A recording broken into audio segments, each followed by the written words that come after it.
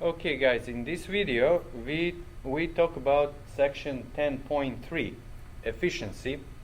So in section 10.2 we discussed unbiased estimators. So those are estimators of a parameter theta. If you remember, the setup is you have a random variable which has certain parameter theta which is unknown to you, and you want to estimate it, and you draw a sample and take some function of the sample, which we denote theta hat, and we use that function of the sample. So that means since it's a function of the sample, we call it statistic. Remember that. What we would like our estimator to have as a property is that on average it centers it targets towards the parameter theta. In other words, we would like expected value of that estimator to be exactly equal to our parameter theta that we are estimating. Now, so that's one desirable property. But what if you come up with two different estimators, so two different statistics that estimate certain parameter theta, and that so that both of them are unbiased? So what would be the most natural criterion to compare such two unbiased estimators? And I guess most of you would say that the most natural thing would be to compare their variances, since they are estimators, so they are statistics, so that means they are random variables. They depend on the sample, and sample itself is random, so they are random variables. So you would like to compare their variances. Why variances? Well, because if an estimator has a very small variance, that means you are pretty confident that whatever sample you draw, it's going to be, due to small variance, it's going to be close to its mean, close to its average, and the average is parameter theta, because we assume that it's unbiased estimator. So let's see one situation. We had last time an example where population was uniform distribution on interval 0 beta, and this upper limit of the interval is not known, and we were estimating beta, parameter beta, based on the maximum of the sample. So we had the sample x1, x2 through xn, and we had x of n, which is our notation for maximum of the sample, and we saw that the maximum slightly underestimates beta. Namely, we saw that on average, so the expected value of x of n is, or was, n over n plus 1 times beta.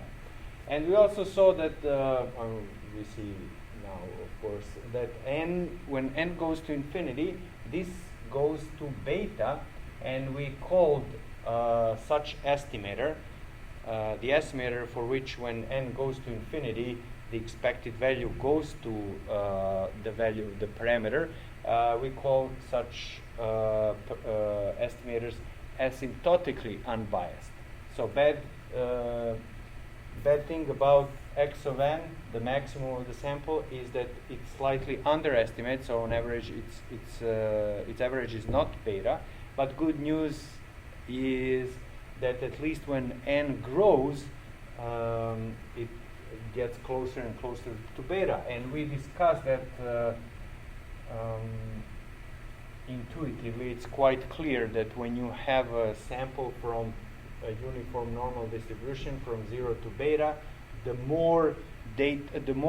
larger the sample you have, the more you are sampling, the more likely it is that one of them will be relatively close to beta. And when you keep taking more and more observations, you are getting more and more chance to get close to beta. So that's why that's the intuition behind this problem. Okay, so that's one. So then we said, because of using the linearity of expected value, we could then say let theta hat be defined as n plus 1 over n times x of n.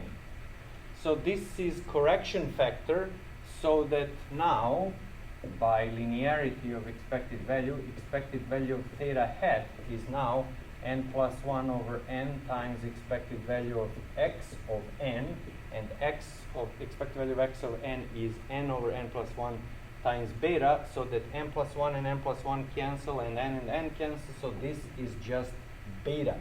So now we see that with this correction factor n plus 1 over n, the new statistic, the new estimator, theta hat, based on the maximum of the sample, now is an unbiased estimator of beta, our parameter beta.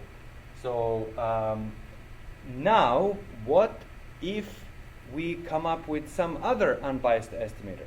And we can, and that's what problem or example 10.6 is about. So in example 10.6, we compare this estimator, theta hat, with another estimator, namely the estimator 2x bar. So I'm not, maybe I should put here theta hat 1, theta hat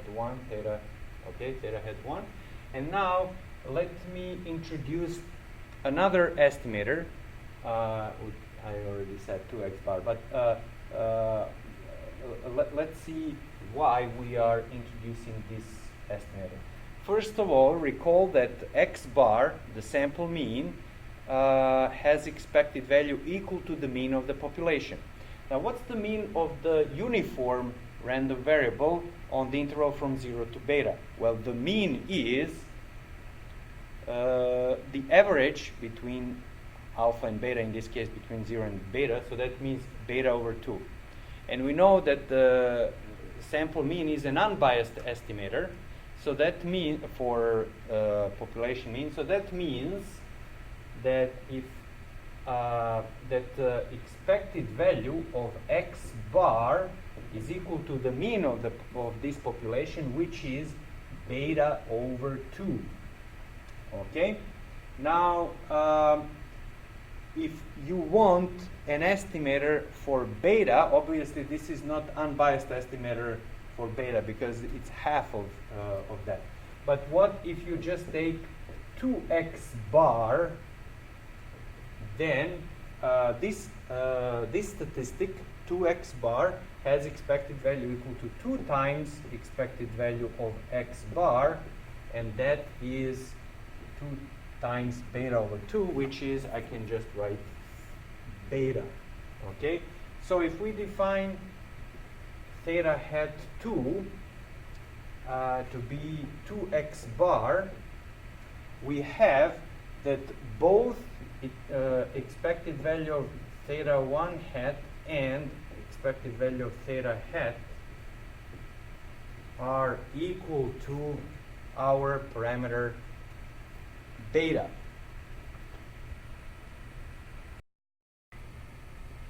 So this means that these two estimators of beta are both unbiased. So now question is, which one is better? Well, as I said, the most natural criterion in this situation is that we don't have much of variability of the estimator. If we don't have much of variability of the estimator, we are more confident that whatever sample we got, it is close to the mean of the estimator, and because of unbiasedness, that means it is close to the parameter that we are estimating. So let us see which of these guys have smaller has smaller variance.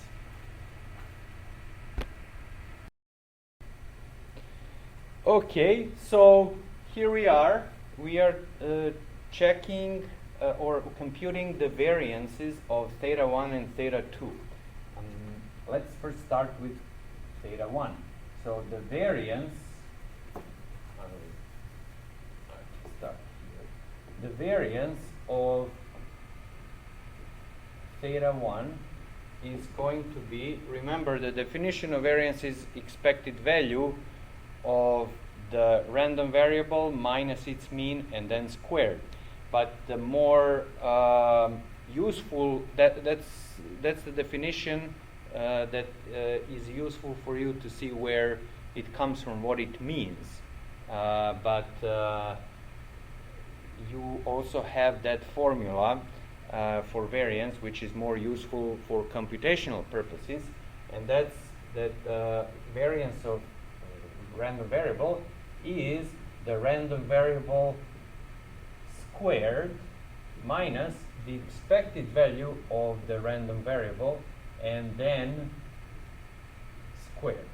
Okay, so obviously we need to find these two quantities, and expected value of theta 1, we know that this is beta, so we are going to have here minus beta squared.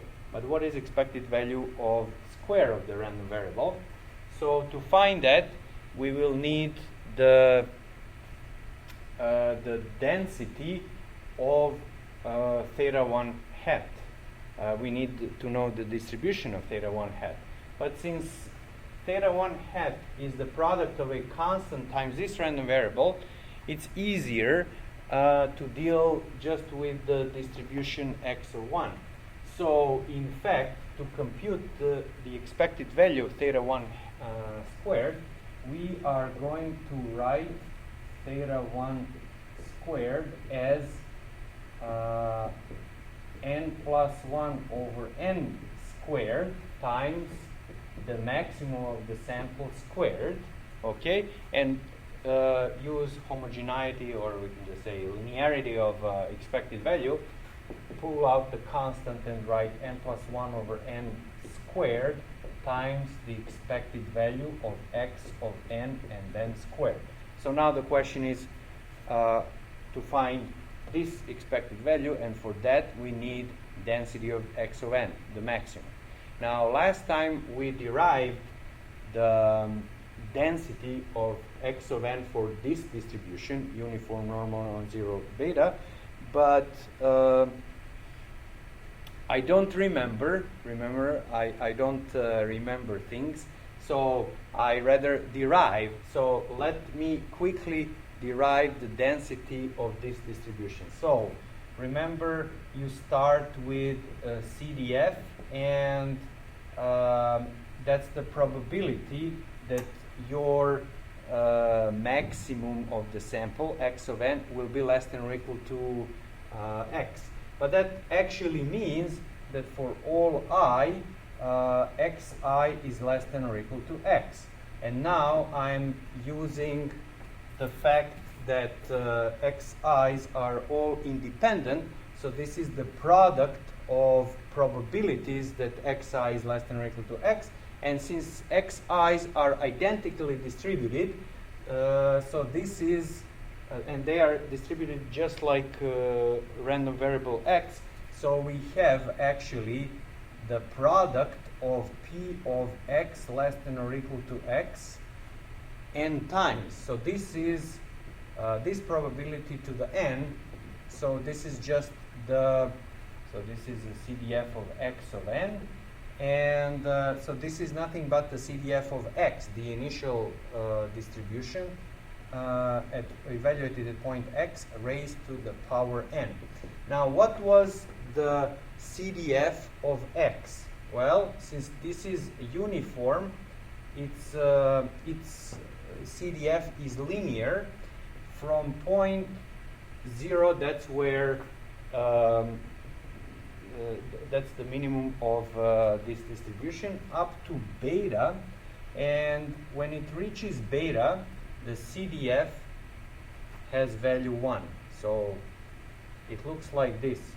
Up to 0, it's 0, and starting from beta, it's 1. And in between, because of linearity,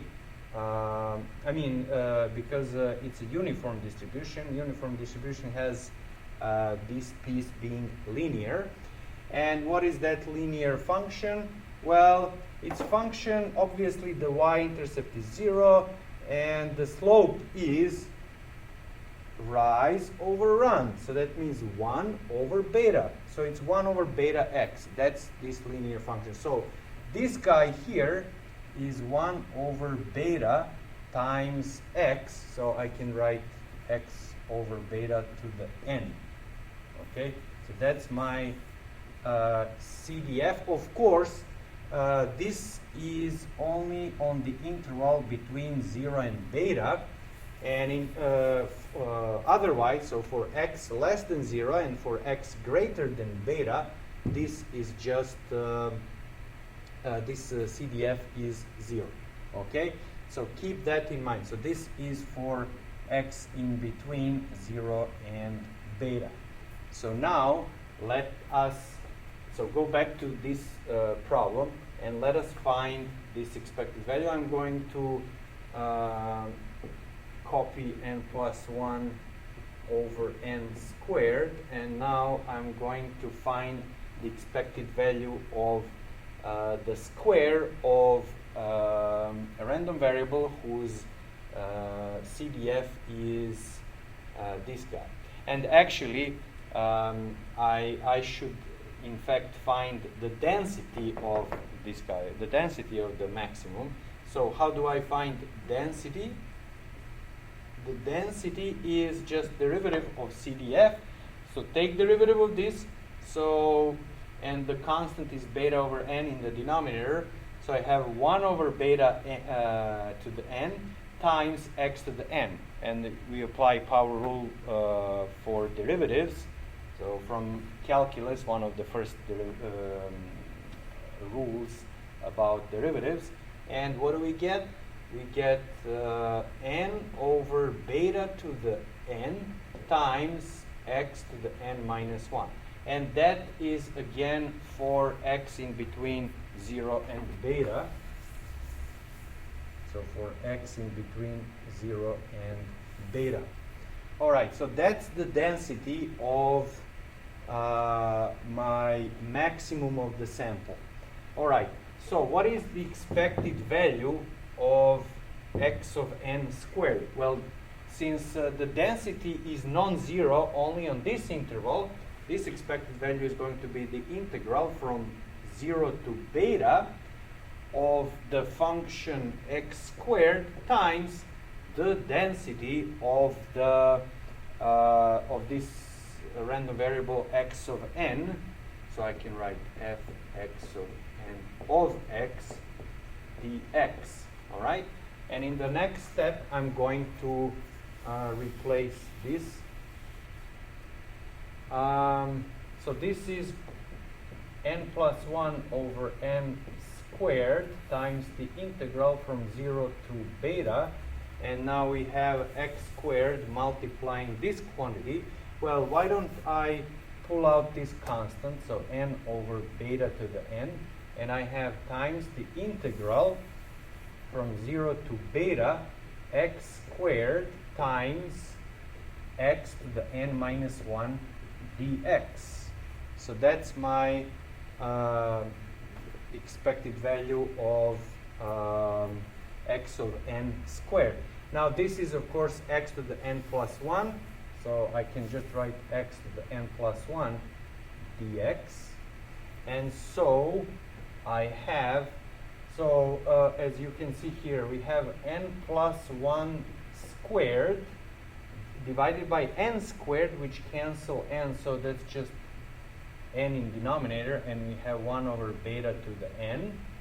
And then we have x to the n plus 2 over n plus 2, which goes from 0 to beta by the fundamental theorem of calculus.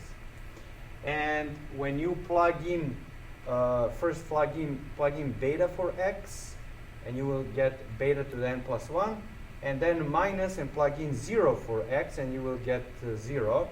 So this becomes just this. Okay? And now I can cancel n plus 1 squared, so the square can cancel n plus 2, and I can cancel beta to the n with beta to the n, because this is beta to the n times beta squared. Beta to the n times beta squared. So I have n plus 1 over n. That's what's left from these guys. And then just beta squared. So times beta squared. Okay? So that is expected value of theta 1 squared. Now we are not done with finding variance, because if you remember, we were supposed to find the variance of theta 1 hat. So this is now, after all these calculations, this turns out to be n plus 1 over n beta squared minus, and because of unbiasedness of theta 1, the expected value of theta 1 is beta, so we have minus beta squared. So this is, you can pull out beta squared, and in the denominator you have, or actually in the parentheses, you have n plus 1 over n minus 1, and you can think of 1 as n over n, so that you add up these two fractions, so that this becomes, now you will have in the numerator, you will have n plus 1 minus n, so that's just 1 divided by n beta squared. Okay? As you can see, the variance of theta 1 is this guy here. Okay? And obviously you see that when n goes to infinity, the variance goes to 0. So that means you are getting more and more confidence as variance, if variance is very small. So when n is very large, the variance of theta 1 is very small. So that means for n large, if you take a large sample, whatever your theta 1 based on the sample is, so wherever the observed value of theta 1 is, it's going to be quite likely it's going to be very close to the mean of theta 1, which is beta. Okay, so that's variance of theta 1. Now variance of theta 2. Well, that's actually easier. So variance of theta 2 hat, so that is variance of 2 times x bar. All right? So this is, by basic properties of variance, it's 2 squared times, so when you are pulling out the constant outside the variance, you square it. So 2 squared times the variance of x bar. And do you guys remember what the variance of sample mean is? And it's actually easy to derive using the assumption of independence of components of the sample. So this is actually sigma squared over n. So we have 4 times, so this is sigma squared over n. What is sigma squared? Well, that's the variance of x. So sigma squared, which is the variance of x. So now you need to recall or derive what the variance of uniform distribution is. Well, you can derive, it's really baby calculus to derive that the variance of uniform distribution on interval from alpha to beta is equal to the length of the interval squared divided by 12. So in our case, the length of the interval is beta. We square it and divide by 12. So this is going to be 4 over n times sigma squared. So that is beta squared over 12. When you divide, when you cancel, you get beta squared over 3n. And you see now that the variance of theta 2 hat is beta squared over 3n, and the variance of theta 1 hat is equal to beta squared over n. So even though it seemed like this is rather small, especially for n large, this is rather small variance, the one that theta 1 has, we see that the variance of theta 2 is lower, and it's 3 times lower, and you see that actually this guy can serve better as an estimator than this guy. Okay? So we say that theta 2, the unbiased estimator theta 2, is more efficient estimator than the unbiased estimator theta 1. And now the question is, so we see that the unbiased estimator of a parameter is not unique, and among all unbiased estimators, which one is better? Which one is the best? Okay. Now in this case, we just compared these two guys, and we saw that theta 2 is better. But the question is, can we somehow figure out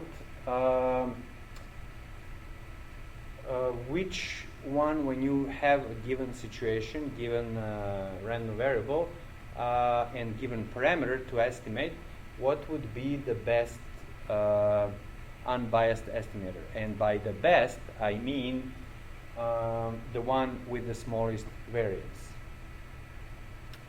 Okay, so if there is such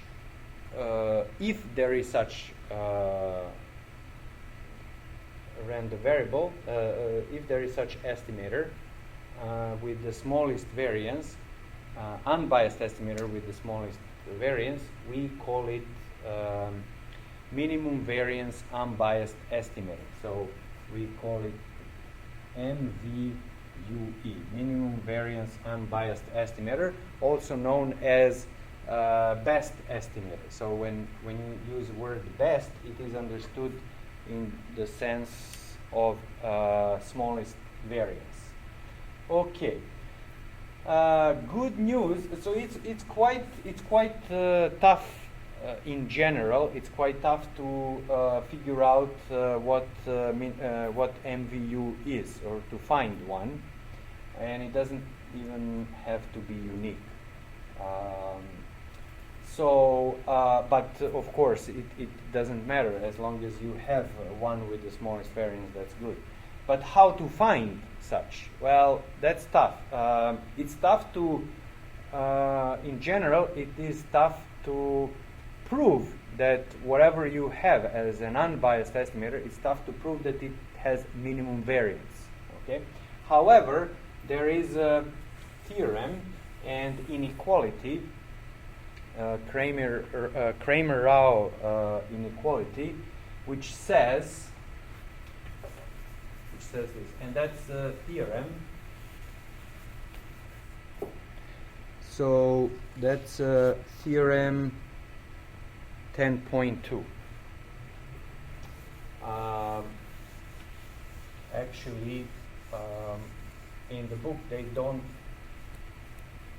state as part of the theorem, but it's another fact or another theorem, that if you have that theta hat is an unbiased estimator of a parameter theta, then the variance of theta hat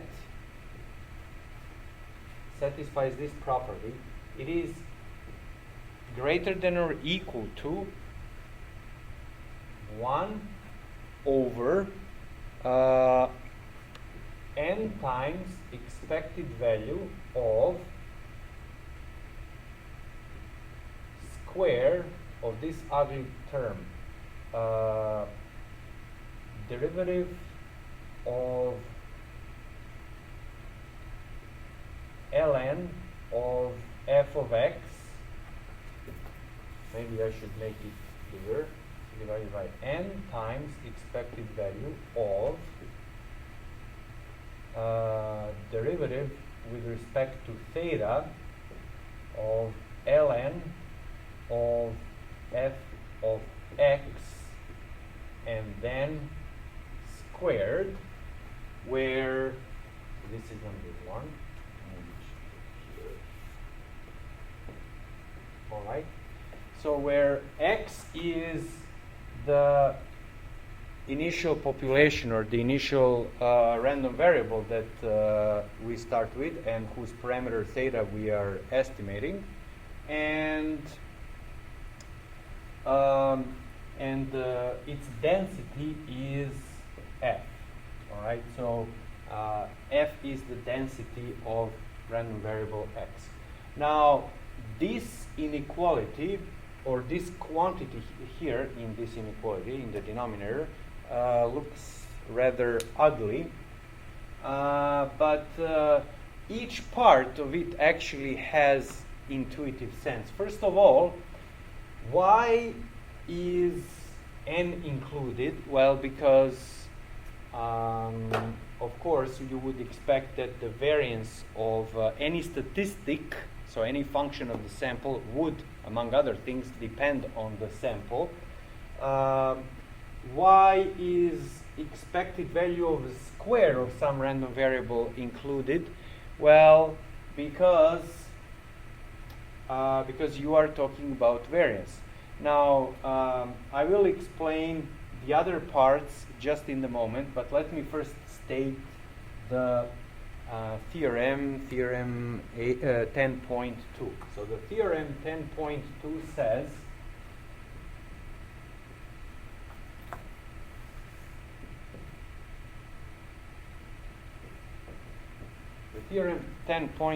says that if you have an unbiased estimator that reaches this lower bound for all unbiased estimators, then that's the one with the smallest variance, of course, right? Because you know that if the variance satisfies this, and you have some random variable that does have variance with this value, you know that that's the smallest value. So theorem 10.2 is just rephrasing this statement here, and says that if theta is an unbiased estimator, theta hat is an unbiased estimator of theta, so that its variance is theta hat, variance of theta hat equal to this quantity, 1 over n times expected value of derivative with respect to theta of ln of f of x squared. Okay, then theta hat is, so if this is true, then theta hat is minimum variance unbiased estimator for parameter theta. Okay, so So back to the ugliness of this quantity. So, so this is a lower bound for variance. Since it talks about variance, that's why you have expected value of the square of some random variable. Now, where does this come from? First of all, since theta hat is a statistic, so it's a function of a sample, to find its variance, so to find a variance of a function of a sample, you necessarily need to use density of the sample. So you have a sample x1 through xn. So density of the sample, so since this is an n-dimensional random variable, because of independence of xi's, density of the sample is the product of the densities of each component, all right? And now when you have a product of densities, then you would want to handle it in some easier way, and to do that you take ln, because ln of the product is the sum of ln's, all right? Now why, so that's why you have ln of, and why f of just one x? Well, that's because f of the density of each component is equal to the density of population x, all right? And now when you have the sum of ln's, so when you have expected value, the expected value of whatever you have as a function of xi for each I between 1 and n is always the same, and it's equal to expected value of the same expression, but when instead of xi you replace xi by x, because each component of the sample is equally distributed as x, all right? And so that explains why you in fact have n here, so because it comes from the sum of expectations of equally distributed random variables. And why do you have, so that explains why you have just f of x, why you have ln, why you have expected value of something squared, why you have n. What remains is to explain why you have derivative of with respect to theta. Well, because you are looking for a lower bound, so you are looking for a minimum of these guys, variances of theta hat, and each theta hat has expected value being theta. So in some sense, this variance is related to theta, and you want to find a minimum. So anytime you want to minimize something that depends on theta, so you should expect that derivative of the function with respect to theta will be involved. So that explains why all those parts are involved here.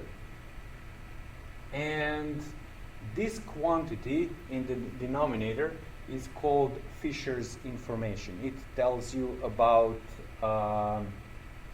so it is the lower bound of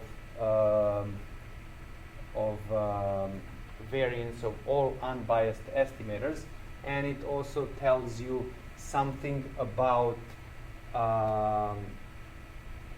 the minimum. It tells you about the minimum variance that you can reach among all estimators for parameter theta. So it's some kind of a property of theta itself. So it carries out, it carries the information about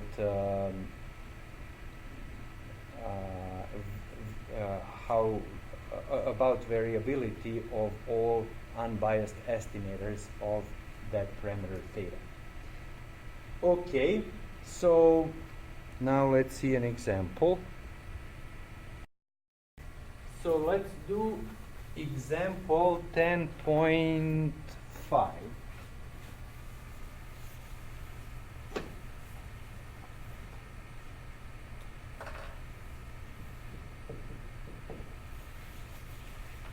In example 10.5, we are supposed to find, to prove that the sample mean of the sample that comes from a normal distribution, so we have x being normally distributed with mean mu and variance sigma squared. We know that x bar is an unbiased estimator of sample mean, population mean mu, so that's what we know. And now, is it MVUE? Is it minimum variance unbiased estimator? Recall, so not only that x bar is an unbiased estimator for mu, so not only that expected value of x bar is mu, recall also, and we used that fact in the previous example, that the variance of x bar is sigma squared over n. So we would like to show that this variance, in order to show that x bar is MVUE for parameter mu, we would like to show that the variance of x bar, which is this value, sigma squared over n, is actually that quantity 1 over n times expected value of blah blah blah in the Kramer-Rao inequality.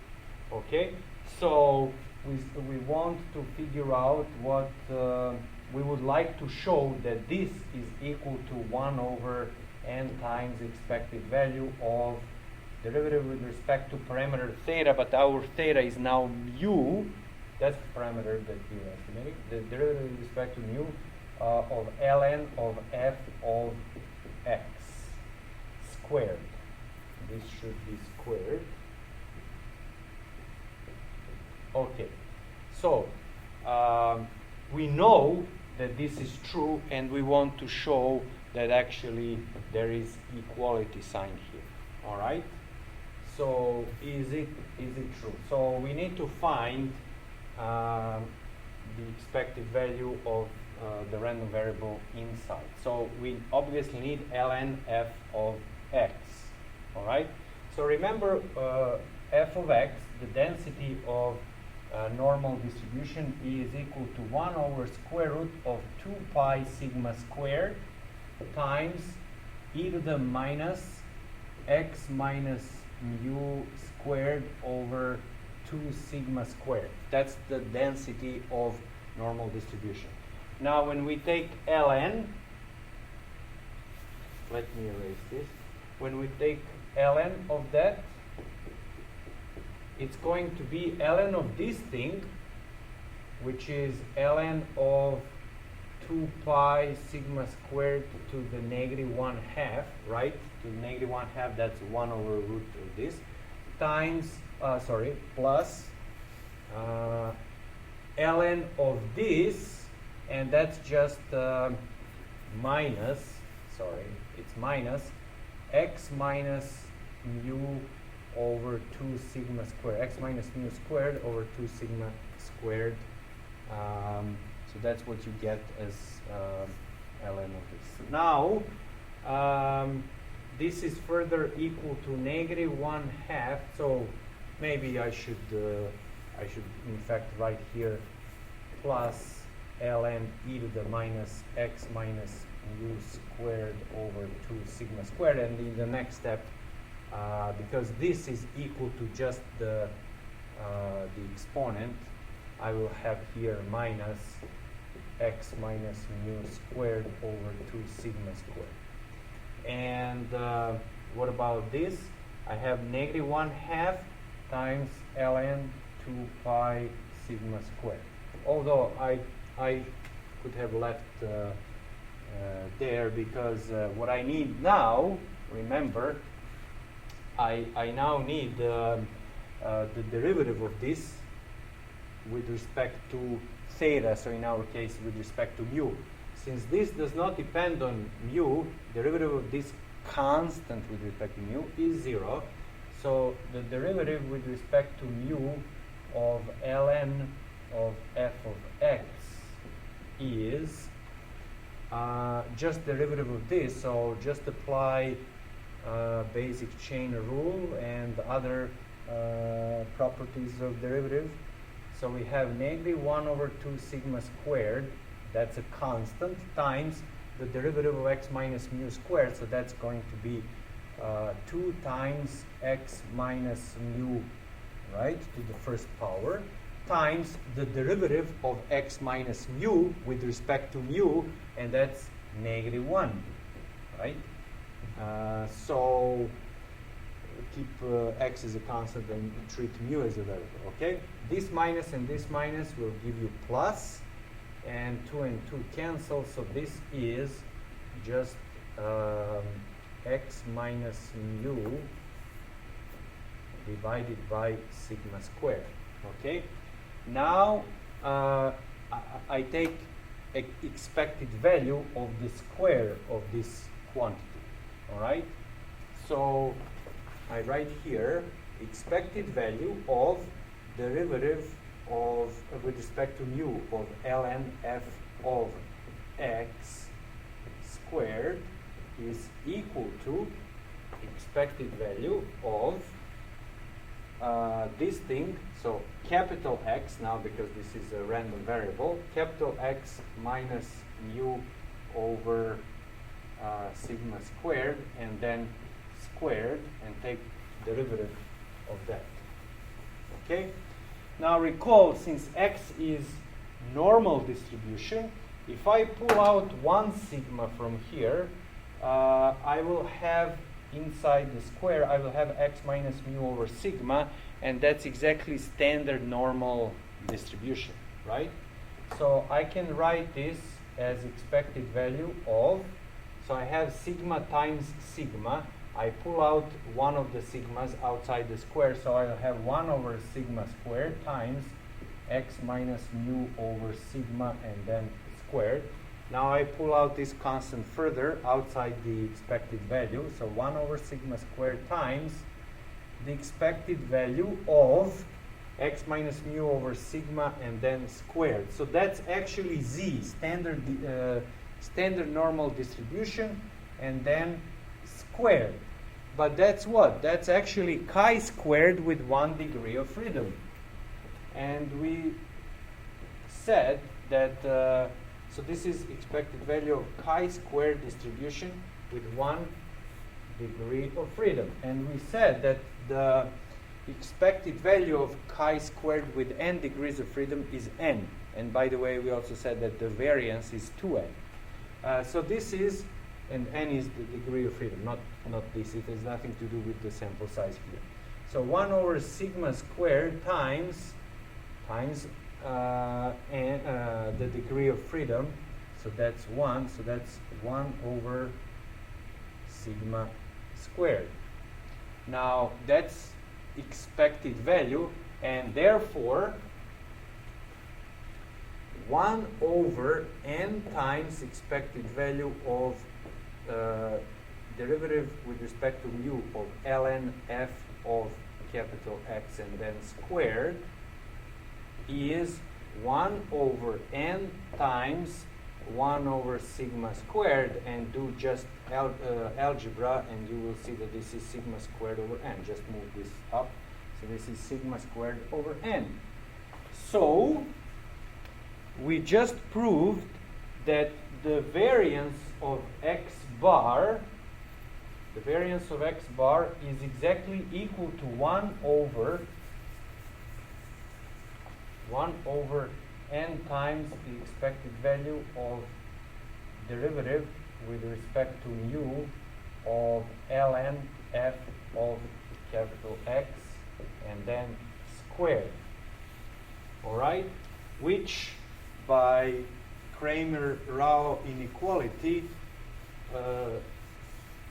is the lowest possible variance that you can get out of any unbiased random variable, unbiased estimator of theta. Now, I didn't say that there are some conditions, under what conditions you have that Cramer-Rao inequality, but actually those conditions are very, very mild. So that inequality is quite general. It doesn't have to be neither continuous nor discrete. It's much more general, and actually in practice those conditions are almost always met, and that's going to be in the case at least with all random variables that we are going to deal with in this course. Okay, so we just proved that that x bar has the smallest possible variance, and therefore x bar is the minimum variance unbiased estimator, so MVUE, for sample mean mu. So this is just for normal distribution. It doesn't necessarily have to be the case that x bar has small MVUE is MVUE for some other parameter, for some other distribution. So it does not need to be MVUE for u if you have some other random variable. Now let's do problem 1015.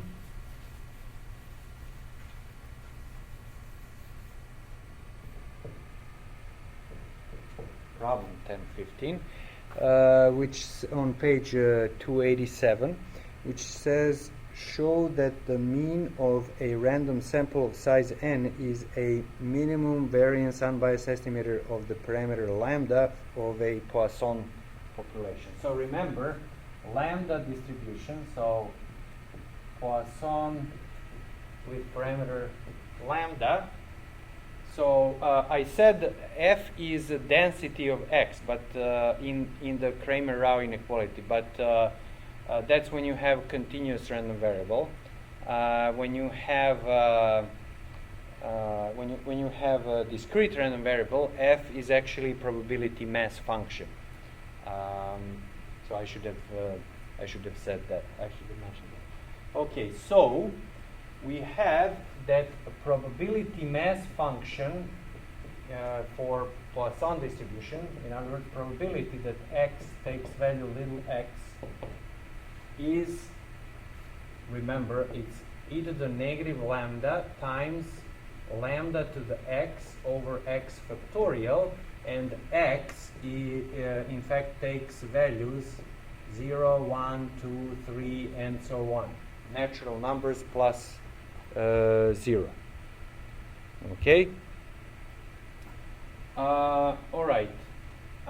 So we have x bar. Remember that expected value of x is lambda. All right? And so expected value of x bar, which is always equal to the expected value of the population, in our case is lambda. So x bar is an unbiased estimator of parameter lambda. Lambda is any positive real number. So we want to estimate based on the sample. We want to estimate lambda. So the question is x bar MVUE for parameter lambda, just like it is the case with the normal distribution and the mean of the normal population. Okay, well, it turns out it is the case, and we want to show that. All right, so let's show that. That's problem 1015. So what do we need to do? Well, we need to find the variance of x bar and see that it is in fact equal to 1 over Fisher information, right? So so the variance of x bar is always sigma squared over n, the variance of the population over n, but the variance of Poisson distribution is equal to the mean, so it happens to be the same thing as lambda, and so we divide by n. So we want to show that 1 over n times expected value of that ugly term squared is really equal to this. All right? So the question is it really equal to 1 over n times expected value of with respect to, now it's going to be with respect to lambda of ln f of x, and f is now PMF, not density, probability mass function, not density, and then squared. Okay? So, all right, let's see why it is so. So let us first find ln of f of x. So here is f of x. So ln f of x is ln of this, which is negative lambda, plus, or maybe I'm skipping too much steps if you forgot the basic properties of ln. So ln e to the negative lambda plus ln of lambda to the x, all right, and then minus ln of x factorial. Okay? Since I'm going to take derivative with respect to lambda, I know this will vanish. This term ln x factorial will vanish. So this is just further equal to negative lambda times ln e, which is just negative lambda, and this is plus x ln lambda. All right, so that's my ln f of x. Now I'm taking derivative with respect to, I also have minus ln x factorial. Now I'm taking derivative with respect to lambda, so I treat x as a constant. So with respect to lambda, derivative is negative 1 plus x times derivative ln of lambda is 1 over lambda, so I have plus x over lambda, and this is 0. Okay? Now, what else? Now I need to take the square, all right? And let me write this in slightly better way. So, because when taking the square, it looks like, at first moment, it looks like I will have to expand. This binomial, right? But actually, we can play smarter. So this is, so just like x over lambda minus 1, and 1 can be written as lambda over lambda. So this is x minus lambda over lambda. Okay? Now, expected value of derivative with respect to lambda of ln f of x squared is expected value of x minus lambda, so capital X minus lambda over lambda and then squared. Now, obviously, I can pull out 1 over lambda squared, so I will have 1 over lambda squared expected value of x minus lambda squared. But lambda is nothing but expected value of x. And so I have the mean square distance from the mean, which is exactly the variance of the population x. So this is 1 over lambda squared times the variance of x, and variance of x is lambda. So this is just, when I cancel lambda and the 1 over lambda squared, this is just 1 over lambda squared. Okay? So now I have that 1 over n times expected value of derivative with respect to lambda of ln f of x, and then squared. This is 1 over n times, and this is 1 over lambda squared, which is exactly lambda squared over n. And what? Something's wrong here. But, oh, I'm sorry, I don't have 1 over lambda squared. I have 1 over lambda. Because I had lambda over lambda squared, so 1 over lambda. So I have here 1 over lambda, so I have here lambda over n, which is exactly the same thing as variance of x bar. So we see that x bar has variance which is equal to the minimum of all possible variances that an unbiased estimator, under some mild conditions which are satisfied, are met. So that means that x bar is, so therefore, some people denote word therefore by these 3 dots. Therefore, x bar is minimum variance unbiased estimator for lambda, parameter lambda in Poisson distribution.